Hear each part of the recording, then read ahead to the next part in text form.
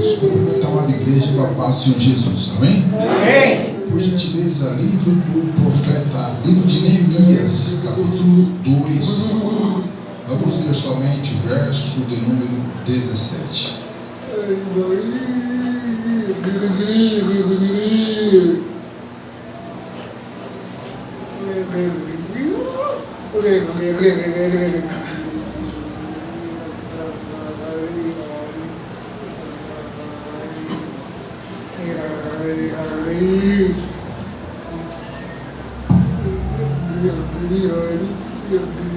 Neemias, capítulo 2, versículo 17.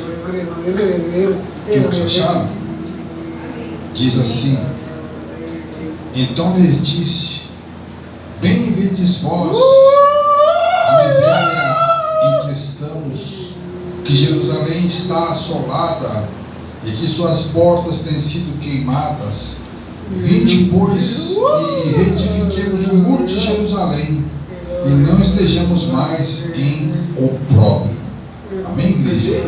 Por isso, tomar assento. Glória a Deus. Opróbrio quer dizer vergonha.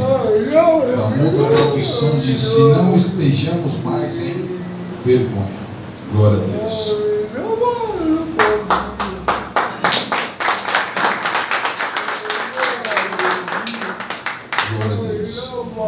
Se pegarmos o Antigo Testamento judaico, encontraremos o livro de Esdras e Neemias em um livro só, assim como também o livro de primeiro e segundo livro das Crônicas. Esdras e Neemias, irmãos, eles mostram a importância da renovação espiritual.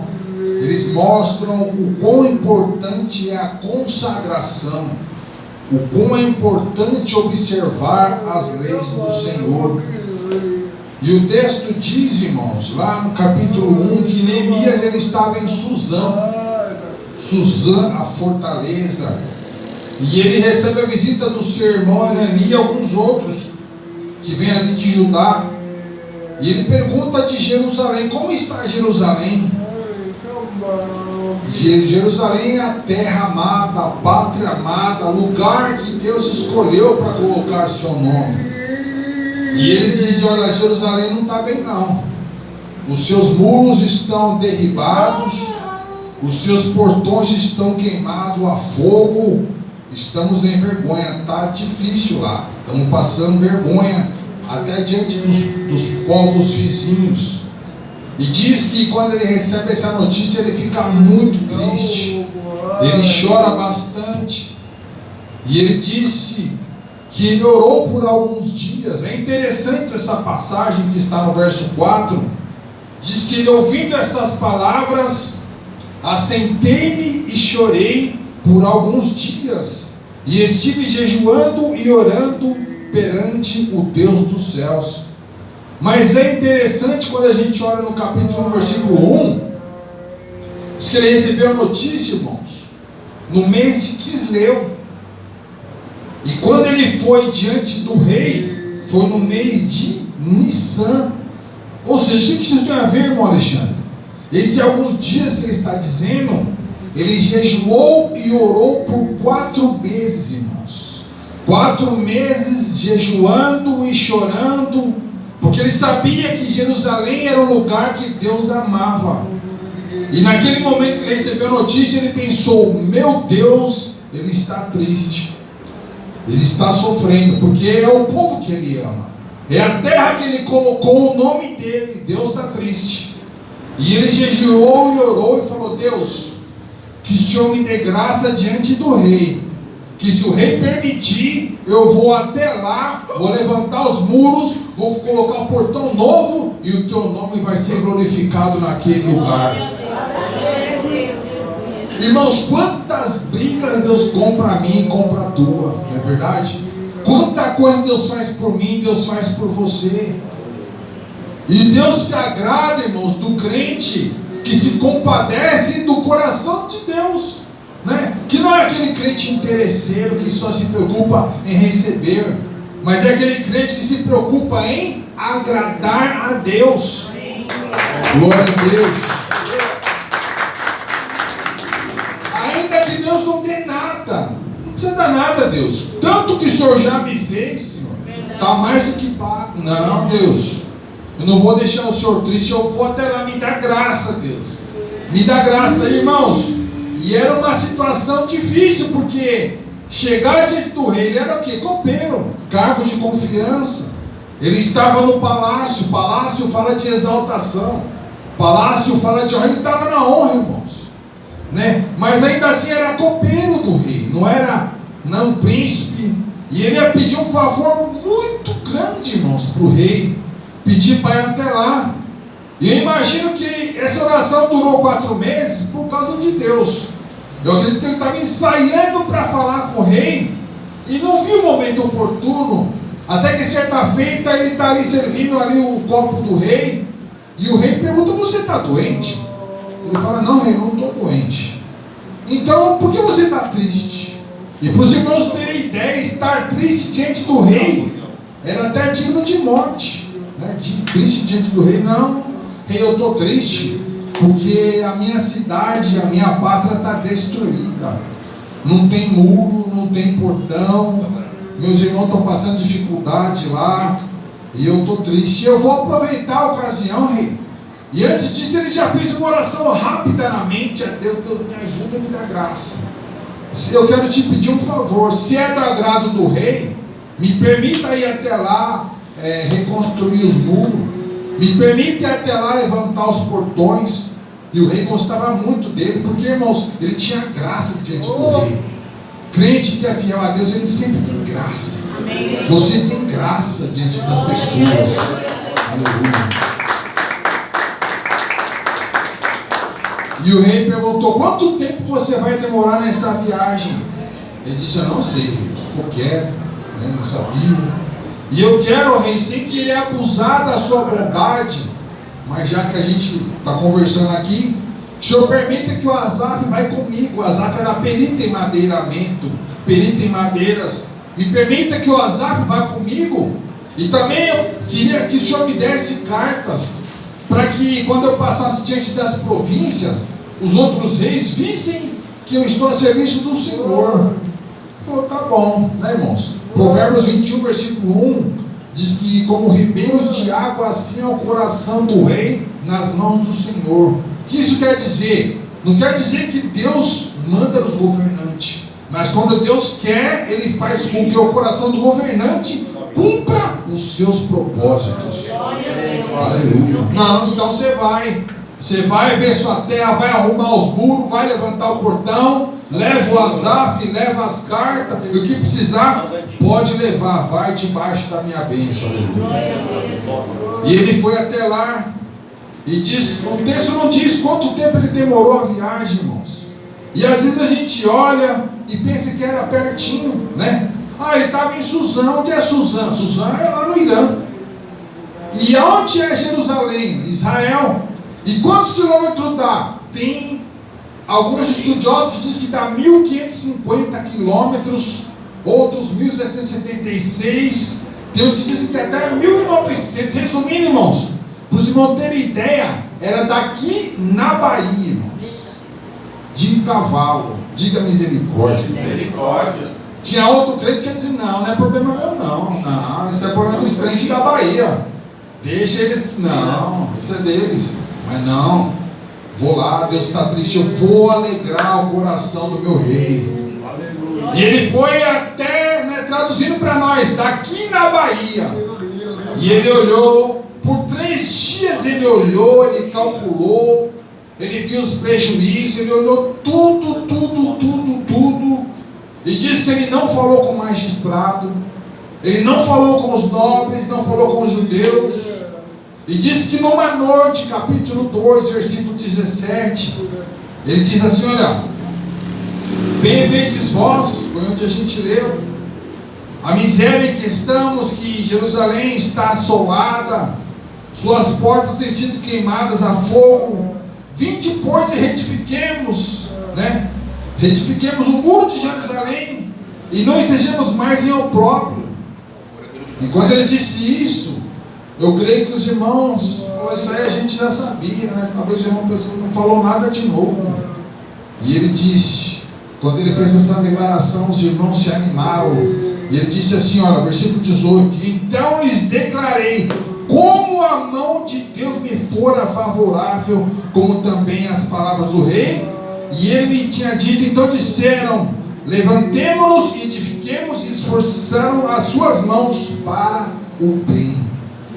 Quando ele revelou, a mão de Deus está conosco, o povo se animou, igreja. Irmãos, às vezes vem coisa na tua vida para te desanimar. Às vezes vem coisa na tua vida para você tirar o foco, para você perder o sonho. Mas eu digo para ti uma coisa: a mão do Senhor está contigo. Aleluia. É o que mais importa, irmão. Não importa o que o fulano diz, o que o ciclano diz, o que importa, irmãos, é que a mão do Senhor ela esteja conosco. Vamos fazer a obra, irmãos, vamos alegrar o Senhor. A mão do Senhor ela está conosco. Aleluia. E ali, irmãos, já se levantou Esdras para edificar o templo, e se levantou Neemias para edificar as muralhas, irmãos. E se levantou quem, irmãos? Sanbalate, Tobias e Gesem, que zombavam e desprezavam, irmãos. Irmãos, sempre que você colocar algo no coração para agradar a Deus, para buscar a Deus, o diabo vai colocar alguém ou alguma situação para te desanimar. E eles começaram a zombar. Vocês estão de rebeldia com o rei. Começou a zombar, a dizer não vai dar certo. Quem é você para fazer isso? Quem? Começaram a zombar. E Neemias responde: o Deus dos céus nos fará prosperar, e nós, seus servos, levantaremos e edificaremos. Mas vós, vocês não têm nem parte aqui. Vocês não têm justiça, vocês não têm nem memória em Jerusalém. Vocês não são de nada. Vocês não são nada, aleluia. A vez o diabo quer ser tão grande, quer se mostrar tão forte, mas diante do nosso Deus, ele não é nada. Ele não é nada. E ele disse, então vamos fazer. As dificuldades, irmãos, elas eram grandes. O povo pequeno, cidade larga, irmãos. Mas em 52 dias, eles fizeram a obra, porque a mão do Senhor era com eles, irmãos.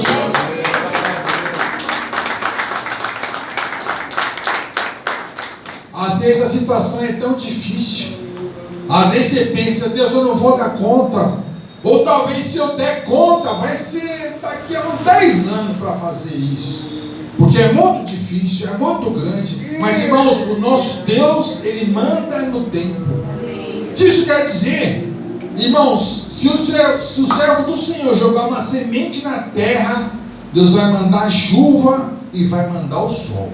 Aleluia. Se o servo precisar de tempo de sol, de calor, Deus manda o calor. Tempo de chuva, Deus manda a chuva. Conforme o seu servo está, a bênção do Senhor, ela se adapta à vida do seu servo.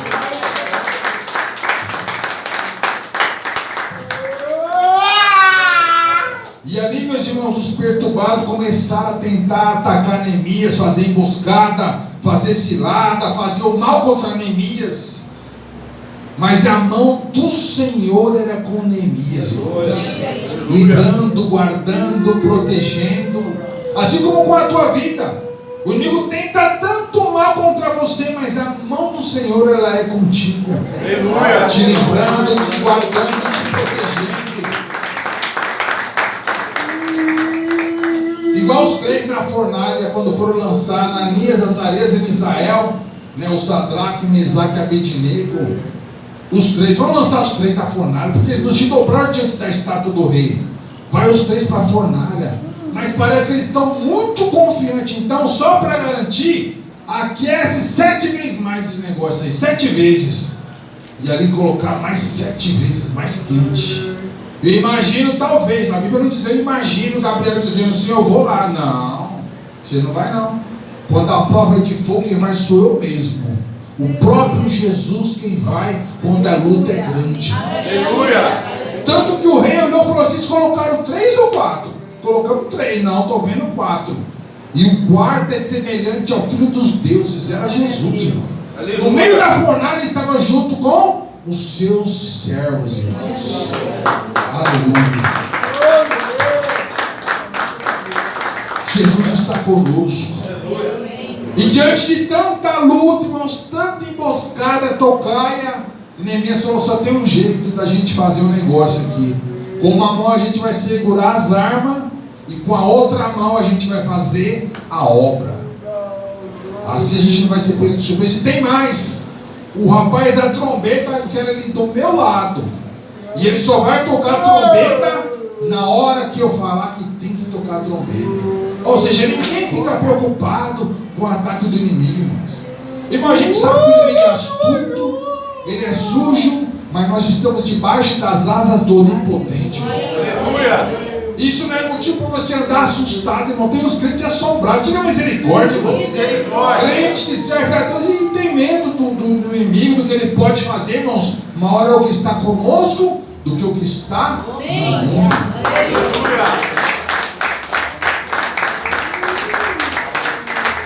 A gente é vigilante, sim, não vamos subestimar, mas a gente também tem que ser, acima de vigilante, confiante na proteção do nosso Deus. Se a gente está caminhando conforme a sua palavra, irmãos, Ele vai nos guardar, Ele vai nos proteger. E resumindo, irmãos, a obra foi feita, o nome do Senhor foi glorificado. Deus coloca no capítulo 7, no coração de Neemias, faz a genealogia do povo. E ele começou a fazer a genealogia do povo, e não se achou o nome de Tobias, e não se achou o nome de Amonita, nem de Moabita, e os que não estavam escritos ali na genealogia foram colocados para fora. Deus quis uma obra, eu quero fazer uma obra, mas é para quem confia em mim, para quem é crente de verdade. E ali colocou para fora. E lá no capítulo 8, irmãos, antes disso, Neemias ele era o Tirsata, né, que era o reverenciado, o respeitado. E antes disso, foi feita a eleição do sacerdote. E ali, meus irmãos, só teve uma festa muito bonita quando foi colocado para fora ali os perturbadores. A festa teve pão, né, e o vinho, que não é o vinho alcoólico, teve o suco de uva, simbolizando a comunhão com Deus. E no capítulo 8, o povo diz para Esdras: lê para nós a lei do Senhor. A gente está vendo a mão de Deus fazendo tanta coisa linda. A gente quer contemplar agora é a glória de Deus. E diz que Esdras, irmãos, subiu num púlpito de madeira e ele leu a palavra do Senhor. Só leu das 4 da manhã ao meio-dia. E o povo começou a se colocar de joelho e colocar o rosto em terra e chorar, talvez se lamentando pelos seus pecados, pelos seus erros. E naquele momento a glória do Senhor já estava naquele lugar. E os levitas disseram: não é momento de chorar, agora é momento de alegria. Se alegrem na presença do vosso Deus. E tem mais: a alegria do Senhor é a nossa força.